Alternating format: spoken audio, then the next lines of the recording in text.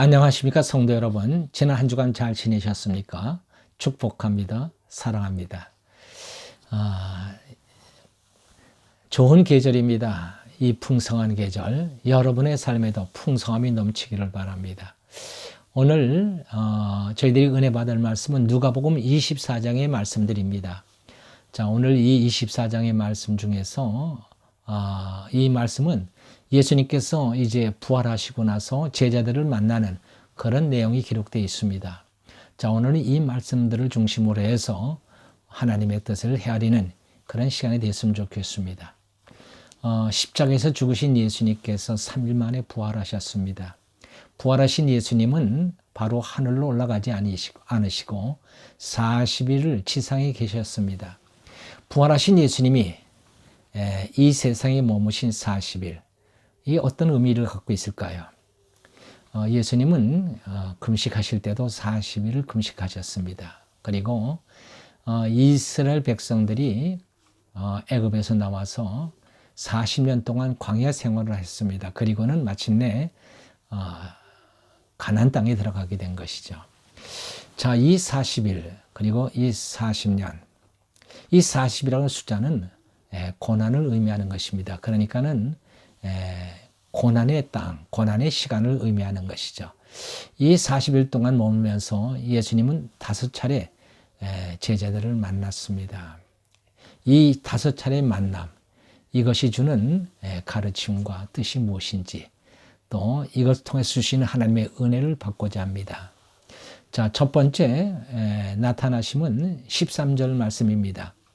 그날에 저희 중 둘이 예루살렘에서 25일이 되는 엠마오로 하는 촌으로 가면서 이 모든 된 일을 서로 이야기하더라. 예수님께서 십자가에서 돌아가시자 이 실망한 제자 둘이 엠마오로 가고 있었습니다. 그들은 슬픈 빛으로 이야기를 나누고 있었습니다.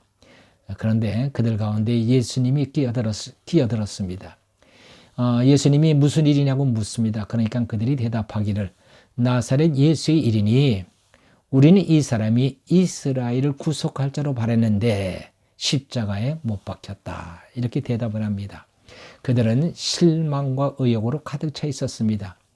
그러자 예수님이 그들에게 자기에 관한 성경을 풀어주셨습니다. 그때 그들의 마음이 뜨거워졌습니다. 말씀으로 감동을 받고 은혜를 받은 것이죠. 그리고서는 말씀이 깨달아집니다. 말씀이 깨달아지니까 귀가 열리고 그리고 눈이 열리는 것입니다. 이게 부활하신 예수를 만난 사람의 나타나는 현상입니다. 말씀을 듣는 귀가 열립니다. 예수님을 만나기 전에는 말씀으로 은혜를 받지 못합니다. 그러므로 은혜를 받기 전에는 말씀을 들어도 깨닫지 못하는 것이죠. 이사야 선지자는 백성을 향해서 그렇게 얘기합니다. 듣기는 들어도 듣지 못하고 깨닫지 못하고 보기는 보아도 알지 못하는 백성들이다. 그 이유를 마음이 완악함 때문이라고 얘기합니다. 여러분, 우리도 과거에 다 그런 백성들이었습니다. 나도 처음에 교회를 나갔을 때에 목사님의 설교가 전혀 들어오지 않았습니다. 듣기는 들어도 깨달음이 없었습니다. 그러니까 들으나만 하는 말씀이죠. 설교의 말씀이 정말 지루했습니다. 그런데 어느 날 내 마음이 뜨거워지면서 귀가 열렸습니다. 말씀이 모두 내게 주시는 말씀으로 들렸습니다. 진리가 깨달아지니까 하나님의 뜻을 알게 되는 거예요. 그리고 그 말씀이 정말 꿀송이처럼 달게 느껴졌습니다. 그때부터 성경을 손에서 놓을 수가 없었습니다. 정말 밥 먹으면서도 성경을 읽었습니다. 한순간도 성경을 손에서 놓지 않았습니다. 주님의 선물, 첫 선물은 진리를 아는 것입니다. 예수님께서 그리 말씀하셨죠. 사람이 떡으로만 사는 것이 아니라 하나님의 입에서 나오는 모든 말씀으로 사는 것이니라. 그렇습니다. 하나님 말씀이 영의 양식입니다. 이 하나님 진리의 말씀을 먹는 것처럼 즐거운 일이 없습니다. 그래서 주님은 말씀하셨죠. 듣고 깨닫는 자가 복이 있다. 우리가 살기 위해서 우리의 생존을 위해서 제일 중요한 게 육체의 생존을 위해서 중요한 게 밥인 것처럼 우리 영혼의 생존을 위해서 제일 중요한 것은 하나님의 말씀입니다. 그러므로 여러분, 이 은혜를 받은 여러분들 항상 하나님의 말씀을 통하여 여러분들의 영혼이 강건하기를 빕니다. 둘째, 예수님이 두 번째 나타나심은 36절입니다. 이 말을 할 때에 예수께서 친히 그 가운데 서서 가라사대 너에게 평강이 있을지어다 하시니, 자, 무덤을 찾은 그 부활절 새벽에 무덤을 찾은 여자들이 천사들로부터 예수님이 살아나셨다는 얘기를 듣고서는 제자들에게 달려왔습니다. 그리고 제자들에게 이 이야기를 전합니다. 그러나 제자들은 여전히 두려워 떨고 있었습니다. 그들은 관원이 두려웠던 겁니다. 제자들을 체포하라는 체포령이 떨어져 있기 때문입니다. 그 두려워하는 제자들에게 예수님이 찾아오셔서 너에게 평강이 있을지어다라고 말씀합니다. 여러분, 평강, 이것은 제자들뿐만 아니라 우리 인생들에게도 너무나도 중요한 것입니다. 너무나도 필요한 것입니다. 재물도, 권세도, 인기도, 심지어 건강보다도 더 필요한 것이 평강입니다. 우리에게 평안이 있고서야 우리는 뭐든지 할 수 있는 거예요. 하나님의 일도 마찬가지입니다. 하나님의 일도 평강이 있어야 하는 겁니다. 그래서 예수님은 제자들에게 당장 나가서 부활을 전하라고 말씀하지 아니하시고 너에게 평강이 있을지어다 하신 거예요. 여러분, 이 하나님의 은혜를 받은 자는 이 하나님 주신 평안이 뭔지를 압니다. 그러나 이 평안을 우리가 누리다가도 또 두려운 일을 만나면 평강을 잊어버릴 때가 있습니다.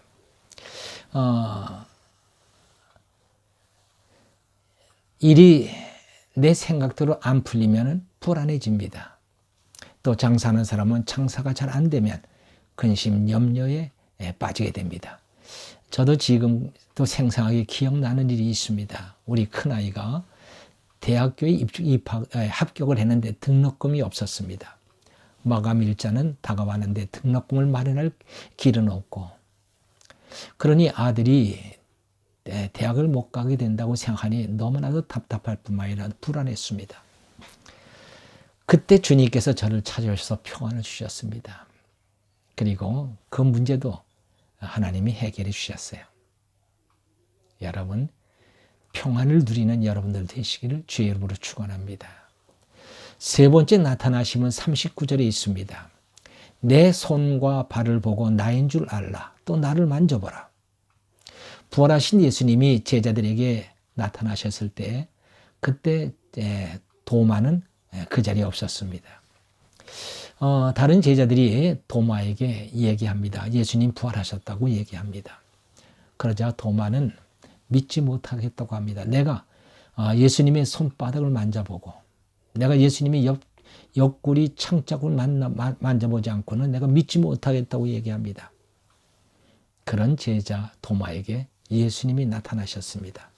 그러면서 예수님께서 그에게 손의 못자국과 옆구리를 보여주셨습니다. 그리고 하시는 말씀이 넌 나를 본고로 믿느냐? 보지 못하고 믿는 자가 복이 있다. 이렇게 말씀하셨습니다. 보지 못하고 믿는 자가 복이 있다. 저는 이 말씀이 너무 좋습니다.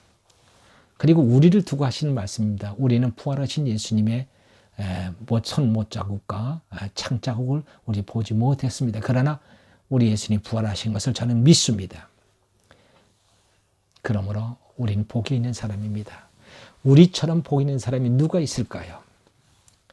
이 예수님을 부활하신 예수님을 믿는 믿음, 이 복은 정말 엄청난 겁니다. 첫째로 죄를 용서받는 복입니다. 그리고 영생의 복입니다. 그리고 예수님과 함께하는 복이요. 예수님 하나님의 나라를 기업으로 받는 복이요. 그리고 하나님의 사랑을 받는 복입니다. 사도 바울이 고백한 것처럼 우리는 이 세상의 모든 것을 가진 자다 라고 얘기한 것처럼 우리가 다 이 믿음을 가진 자는 이 세상의 모든 것을 가진 자가 되는 것입니다. 누가 우리를 복되지 않다라고 말할 수 있겠습니까? 그러나 여러분, 우리는 때로 의심이 빠질 때가 있습니다. 설령 도마처럼 의심이 있다 할지라도 여러분 염려하지 마십시오.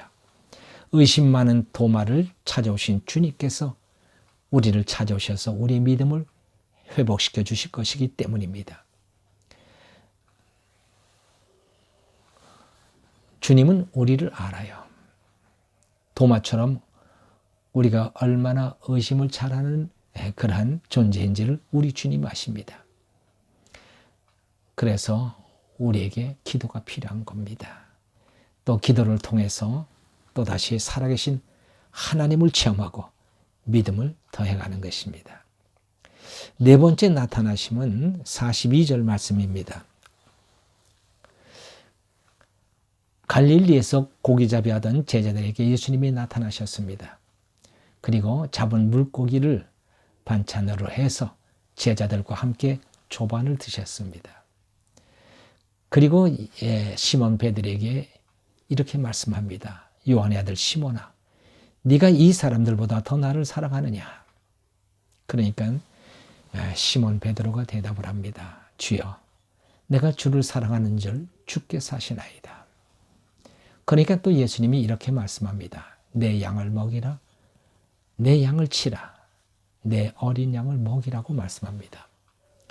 이 장면은 여러분, 예수님께서 이제 제자들과 영적인 공동체를 만들어 가시는 그런 장면으로 묘사가 된 것입니다. 예수님과 제자들, 또 예수님과 우리들은 영적인 가족관계입니다. 말하면 영적 밥상 공동체이죠. 주님은 신랑이고 우리는 신부입니다. 그리고 성도들은 가족입니다. 예수님은 그리 말씀하셨습니다. 아버지의 뜻대로 하는 자가 내 형제여 내 자매인이라고 말씀합니다. 교회는 영적인 가정입니다. 여러분, 가정은 밥만 먹고 잠만 자는 곳이 아닙니다. 그와 마찬가지로 교회도 예배만 드리는 곳이 아닙니다. 가정에서 가족들은 사랑으로 안식을 누리고 그리고 새로운 에너지를 공급받아서 날마다 살아갑니다. 우리는 교회에서 평안을 얻고 안식을 누리며 새로운 에너지를 공급받고 그리고 우리가 다른 성도들을 돌봅니다. 가정이 없는 사람은 그 삶 자체가 황폐합니다. 왜 황폐해집니까? 가정이 삶의 원천이기 때문에 그렇습니다. 마찬가지입니다. 교회가 없는 영혼은 황폐합니다. 교회는 영혼의 가정이요, 영혼의 원천입니다. 우리는 교회에서 영혼의 안식과 활력을 얻습니다. 우리의 행복한 삶을 위해 하나님은 우리에게 두 가지를 주셨습니다. 하나는 가정이요, 또 하나는 교회입니다. 가정과 교회를 잃어버린 사람은 행복을 잃어버립니다. 우리는 행복을 위해서 가정과 교회를 지키며 살아가야 하는 것입니다. 다섯 번째 나타나심은 48절입니다. 너희는 이 모든 일의 증인이라. 예수 그리스도의 증인이 되라는 말씀입니다. 이 모든 일이 무엇을 말하는 겁니까? 예수 그리스도에 관한 모든 일입니다. 예수를 믿는 우리는 예수의 증인이 된 것입니다. 최근에 저희 모교에 새로운 여자 청년이 교회를 참석을 했습니다. 한 번도 교회를 다녀본 적이 없는 자매입니다. 제가 그 자매를 그래서 어떻게 나오게 됐냐고 물었습니다. 그랬더니 이 자매의 대답이 우리 교회 다니는 자매가 같은 학교에 다니는데 우리 교회 다니는 자매를 보고 감동을 받았다는 거예요. 자기를 감동시켰다는 거예요. 다른 학생들과는 다르다는 거예요. 뭔가 다르다. 그런 생각을 하면서 우리 교회 다니는 그 자매, 우리 교회 자매가 아주 굉장히 궁금해졌답니다. 그래서 기회가 돼서 이 자매에게 물었답니다. 당신은 누굽니까? 하고 물었대. 그랬더니 우리 교회 자매가 대답하기를 예수님을 믿는 그리스도인이라고 대답을 하더랍니다. 그래서 자기가 이 자매를 따라서 교회를 나오게 됐다고 얘기합니다. 지금 한 1년 가까이 됐는데 나온 지 얼마나 믿음 생활을 잘하는지 몰라요. 예수님은 마태복음 5장 16절에서 너희는 세상의 빛이니 저희로 너희 착한 행실을 보고 하늘에 계신 너희 아버지께 영광을 돌리게 하라 이렇게 말씀을 하셨습니다. 우리가 예수의 증인이 되면 우리 모든 삶이 증언이 되는 것입니다. 세상 사람들과는 다른 모습, 다른 언행, 다른 분위기가 믿지 않는 사람들에게는 주님의 빛으로 나타날 수 있습니다. 과정되고 억지스러운 종교인의 모습이 아니라 말씀으로 살아가는 겸손하고 정직하고 순수한 모습이 세상 사람들에게는 이상해 보입니다. 그러나 그것이 바로 주님의 빛으로 나타나는 것입니다. 사랑하는 성도 여러분, 예수님께서 일부러 40일 동안 이 땅에 머물면서 제자에게 나타나셨던 이 일들이 우리에게 굉장히 중요한 의미의 그런 교훈과 그리고 메시지를 주는 줄 믿습니다. 오늘 여기 제자들처럼 예수님이 주시는 말씀대로 우리가 순종하고 살아간다면 우리는 정말 예수님의 증인으로서 이 땅에서 주님의 빛을 드러내는 아름다운 삶을 살게 될 줄로 믿는 것입니다. 기도하십시다. 할렐루야. 하나님 아버지 감사합니다. 예수님은 부활하셔서 40일 동안 이 땅에 머물면서 제자들에게 나타나셔서 그들에게 이 땅에서 우리가 살아가야 할 때에 필요한 것들을 가르쳐 주시고 또 은혜도 주시고 또 우리에게 귀한 사명도 주신 줄로 믿습니다. 하나님, 오늘 주신 말씀대로 우리가 정말로 하나님의 뜻대로 사는 자들 되게 하소서. 주님의 증인의 사람으로 살아가는 자가 되게 하옵소서. 항상 말씀으로 하나님 강건한 삶을 살게 하시고 하나님 나라에 속한 평안을 누리는 자 되게 하시고 믿음으로 모든 것을 감당할 수 있는 자뿐만 아니라 하나님이 우리에게 주신 교회를 통하여 날마다 우리의 삶이 더욱 행복한 삶이 되게 하옵시며 주님의 증인으로서의 삶을 통하여 하나님 앞에 영광을 돌릴 수 있는 저희들 모두가 되도록 인도해 주시옵소서. 감사하고 우리 주 예수 그리스도의 이름으로 기도하옵나이다. 아멘.